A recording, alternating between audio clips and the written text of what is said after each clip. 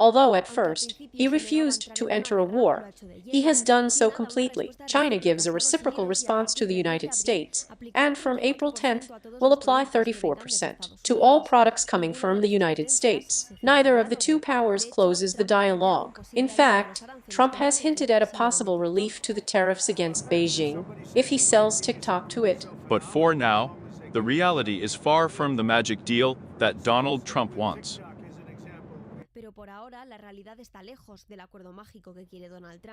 Beijing, in fact, has already announced that it will restrict the export of 7 other rare earths. In Europe, they are still thinking about their answer. Now more than ever, 27s care about having reliable partners. The President of the European Commission assures that they are looking for new ways of cooperation. The decision is fundamentally wrong. It is an attack on the commercial order, says Olaf Scholz. The German president defends that this move will severely damage the entire world economy. France also warns there will be a huge impact on the wine and spirits sector in the European Union. Exports could drop by 1,600 millions of euros per year. France would take half of this blow. The French Prime Minister has called it an unmitigated catastrophe. The government is seeking the support of partners and the opposition to respond to Trump. We have to have a constant and permanent dialogue with the groups, but also with the territories, because we are effectively aware that this impact is not going to be symmetrical for all territories. Yesterday with the PP, they agreed that the Spanish productive fabric must be protected. Although the popular people are not convinced by the government's plan, they call it an embryo of what an answer should be. Still, they keep their hand outstretched. And we are logically going to collaborate with the government, not with Sánchez, but with the government for all Spaniards. The government partner Sumer congratulates the PP for its position. He said this after his meeting with Economy this morning. Let's see if it's true. This continues like this, and we finally see a responsible parliamentary group opposition that should be to these things and not to other issues that we have seen time and time again. But I don't want to criticize them right now. PNV and Esquerra are worried that there will be unilateral responses from each country. They are calling for a common front of the European Union. For trade unions, safeguarding jobs should be a priority. We are glad that the government has echoed the proposal we made to it the day before yesterday to activate the network mechanism, in case there are any effects on employment. And they talk about a plan yet to be closed based on its impact. Black Friday on European stock markets due to the fear of an economic recession.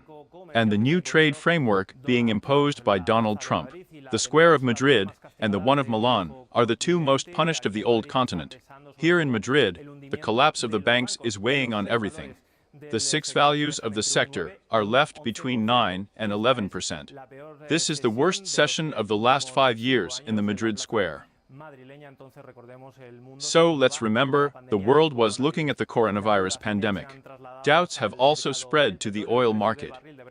The price of a barrel of Brent, the benchmark in Europe, is sinking by 7% and is already trading at $65. The scientific police, helped by a robot, have accessed the interior of the burned-out garage for the first time. In a first-eye inspection, the agents collect evidence to carry out a map of the place that will facilitate the work of the scientific police officers later. Yases and Sergio, aged 34 and 38, are the 2 firefighters who died. According to sources of the firefighters, one would have died from an explosion and another when he came to rescue him. A wall would have severed the hose that serves as a guide to return to the outside, and he could no longer escape. The town is experiencing the second day of mourning. It has cost us the lives of 2 firefighters, the fact that a vehicle has suddenly exploded. And the 7-year-old said, "But Mom, what happened? Is he dead?" Yes, yes, yes. Police vehicles, civil protection ambulances and fire trucks were escorting the hearses yesterday afternoon. The tributes are being repeated at other fire stations around the country. The 2 deceased had participated as volunteers in the emergency work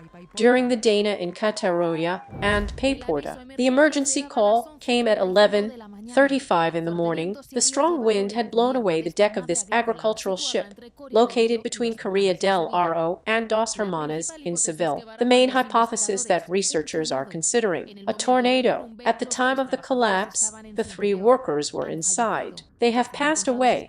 Their bodies have already been found. At the scene, several fire crews are scouring the area for debris removal. When they are finished, the investigation will be carried out by the judicial police. Apart from these 3 deaths, the Nuria storm is going to remedy the country. Among this strong swell, the civil guard rescued the captain of a boat that had run aground on the coast in the middle of a storm. In Ibiza at night, there are 7 communities in yellow warning for storms, and Catalonia and the Balearic Islands for wind. In the Canary Islands, students from 3 islands have already returned to class today, after being suspended due to the storm. His acquittal a week ago. Today, Dani Alves has come to the audience in Barcelona to pick up his passports, both the Brazilian and the Spaniard. He arrived accompanied by his lawyer. His passports had been taken away to prevent his escape when the investigation into the sexual assault, for which he had been reported, began. The young woman who filed that complaint will present her appeal against the acquittal of the footballer to the Supreme Court on Monday, just as the prosecution disagrees on how the judges have assessed the evidence. Upon his arrival, Marco Rubio stood with 2 child reporters. With all his naivety, they have asked him if he was going to make friends at the meeting. "We are lifelong friends. We have differences of opinion, but we will solve them," Rubio has dropped, who went off high-fiving. At least today, they have reached the same point regarding Russia. Putin needs to clarify his position on a ceasefire. "We have to know if Russia is serious or not. We hope so." And he has warned that they want actions, not more words, that they are not going to fall into any trap. The same message from the Europeans. He has to give a yes or no answer, but he has to respond quickly, they demand from France. Within a reasonable period. We can't be waiting forever. "We see you, Vladimir Putin. We know what you are doing," the British minister has warned. Tonight, Russia has attacked Ukraine with 75 drones. There are at least 5 dead in Kharkiv. Moscow has also said that 107 drones have been shot down in 11 of its regions, including the capital. On defense spending, the United States has sent a very strong message. According to the NATO Secretary General, Europe and Canada need to take more responsibility for defense. Trump demands 5%, but assumes, said Rubio, is not going to get there overnight. President, he shouts to the photographers to come closer as soon as he finishes his speech at the Congress. But the Javier Milei now prefers to pass by, after having announced the end of official advertising in newspapers. We don't need lying journalists paid by the public purse. Strike out your mother, that's what we pay you for, useless. The Javier Milei of before was forged precisely in front of the cameras. He became famous as a talkative and tongue-tied, and from the sets, he jumped into politics. He is super convinced that he owns a truth that will be very beneficial for the country. The other battle of the current Javier Milei is on social networks. He uses his account to insult journalists whom he accuses of receiving money. This is a question there, again, messianic, religious, where Milei does not get it discussed, investigated, criticized. The official television is also at the service of her image, and on an anti-television plane, makes the vice president disappear, with whom one does not speak. The camera has to take it from above, so that her double chin is not so evident by this complex that she has due to her narcissism.